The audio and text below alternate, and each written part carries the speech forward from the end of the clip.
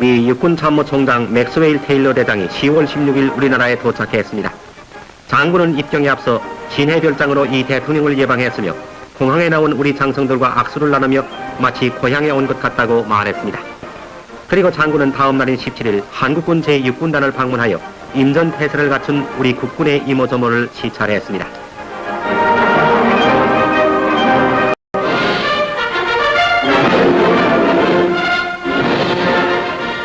판문점에 군사 공동안전지구를 경비 중이던 괴뢰군 파수병 김영철 상등병이 10월 17일 새벽 자유대한의 품으로 귀순해 왔습니다. 자기를 감시하는 상관을 사살하고 넘어온 김 상사는 자유를 찾기 위해서 오래전부터 기회를 엿보고 있었다고 말하면서 감격에 넘치는 표정으로 유엔군의 신문을 받고 있습니다.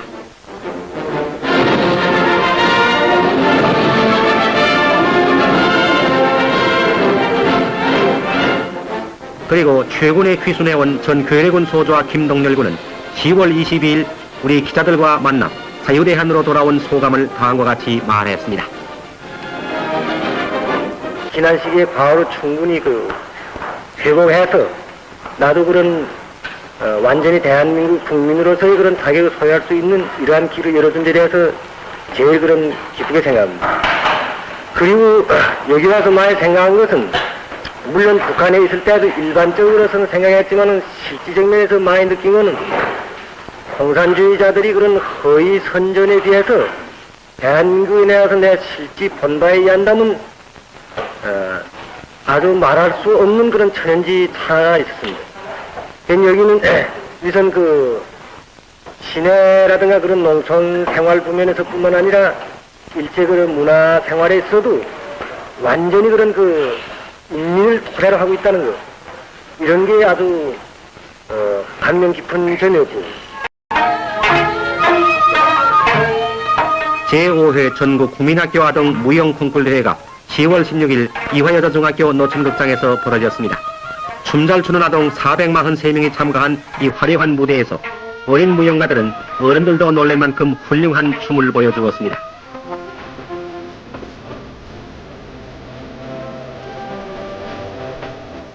올 겨울에 유행될 현물의 양장을 보여주는 패션쇼가 10월 18일 반도 호텔에서 벌어졌습니다. 양복천이 아니고 털실로 짜서 만든 이 옷들은 여자들의 몸에 잘 알맞아 그들의 몸맵시를 더욱 아름답게 해줍니다. 털실로 짠 이 옷은 방한형으로 더욱 적합하고 탄력이 있어 몸에 딱 붙어 무척 경쾌해 보이며 이번 겨울 유행의 첨단을 갈 것이라고 합니다.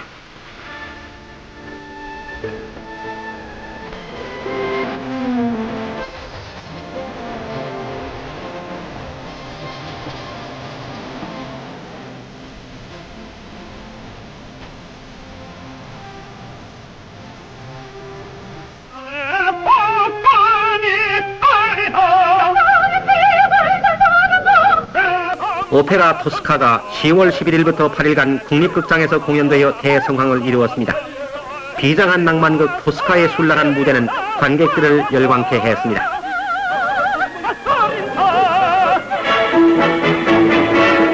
그리고 10월 14일 KBS 홀 무대에서는 미국 덴바 대학생들의 연극 주정뱅이의 운명 공연이 더 한층 연극 시즌을 장식했습니다.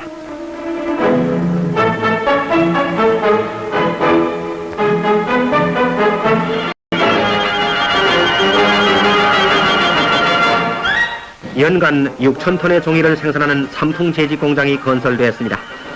ICA 원조와 우리 정부의 공동 출자로 마련된 이 대규모의 제지 공장은 경기도 양주군 황해면 창동에 소재하며 10월 15일 그 준공식을 거행했습니다. 이 공장의 덕택으로 연간 60만 달러의 외화를 절약하게 되었습니다. 그리고 6.25 사변에 부서졌던 경상남도 오영군의 정암교가 규모도 웅대하게 새로 복구 가설되었습니다.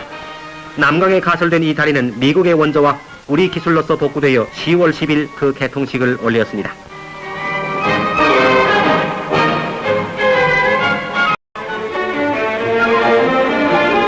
개들의 가문자랑입니다.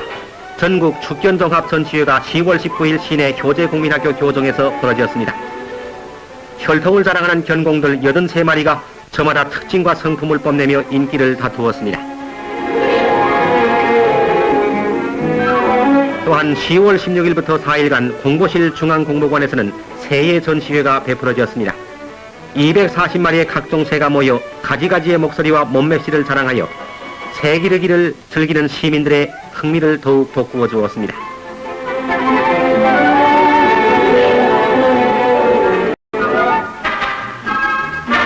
대한역도연맹에서 베푼 제3회 육체미대회가 10월 14일 동화극장에서 벌어졌습니다. 이날 34명의 선수들은 쇠뭉치 같은 근육과 믿음직한 폼을 보여 힘의 결정 같은 그들의 모습을 자랑했습니다.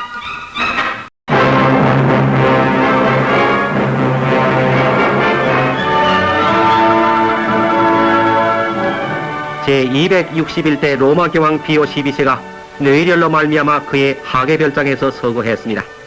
교황의 장례식을 며칠 앞둔 이곳에서는 수천의 조객들이 쇄도해서 성스러운 시체 앞에 그들의 마지막 애도의 뜻을 표했습니다. 교황의 시체 앞에 이와 같은 군중과 카메라맨들을 볼 수 있다는 것은 처음 보는 놀라운 일이지만은 항상 국민들을 사랑하고 국민들과 친근하게 접하던 국민의 교황 비오 12세에게는 오히려 당연한 일인 것입니다. 로마에 이르는 길가 양편에는 굉장히 많은 군중들이 애도의 눈물을 흘리는 가운데 이제 교황의 영구가 그의 궁전을 떠납니다. 영혼의 도시 로마의 시외에서 교황이 서거한 것은 천주교 사상 200년 내에 처음 있는 일이었으며 로마의 성 요한 라테란 대사원에서 음수된 그의 장례식장에 이르는 동안 목자를 잃은 양떼들처럼 발버둥치는 군중들에 의해서 영구의 행렬은 1시간 동안이나 지체되었던 것입니다. 다시 행렬은 성 라테란 사원을 떠나 베트로 성전에 이르는 3마일 반의 한 길을 흐느껴 오는 군중 속으로 지나갔습니다.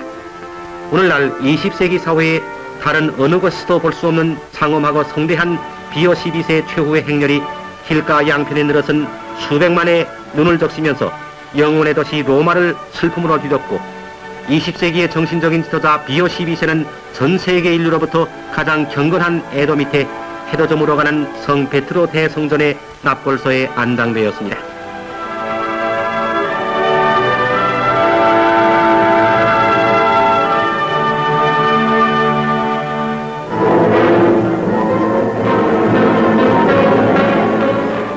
이곳 플로리다주의 케이프 캐나베랄에서는 미국의 두 번째 달나라 로켓가 발사되었습니다. 헛배기에 83파운드의 파이오니어 호를 실은 장난감같이 생긴 이 52톤의 다층 로켓은 종래의 대륙간 탄도 유도탄과 뱅가트호의 중요한 부분과 요소를 종합한 것입니다. 발사된 로켓은 정밀하게 측정된 코스를 정확하게 올라가야 하는 것이며 이 측정된 코스에 오르기까지 115분의 여유밖에 없는 것입니다. 이 코스에 올라서 파이오니어가 달에 접근해 가면은 달의 인력에 끌려 달 궤도에 떨어지게 될 것입니다. 지구로부터 25만 마일의 이 지점에서 파이오니어는 지구가 최초로 얻는 달에 관한 중요한 과학적 데이터와 그림을 보여줄 것입니다.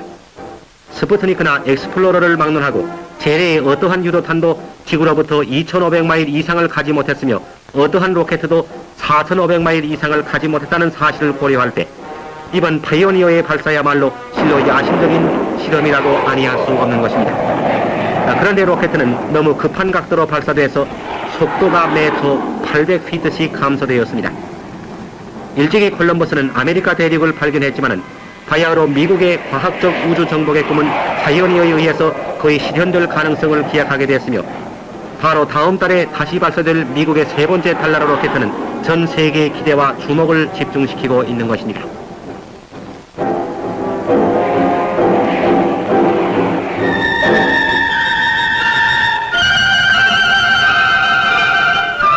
뉴멕시코 천문대의 미 공군 과학자들은 9,300만 마일 외계의 기후를 조사하고 있습니다. 이 영화에서 보는 바와 같이 뉴멕시코 천문대에서는 특별한 장치와 시설로서 인공 일식을 만들어 태양열을 관측하고 있습니다. 이제 미국 과학자들은 자연 일식을 기다리지 않고도 태양의 표면에 타고 있는 불을 관찰할 수 있는 것입니다.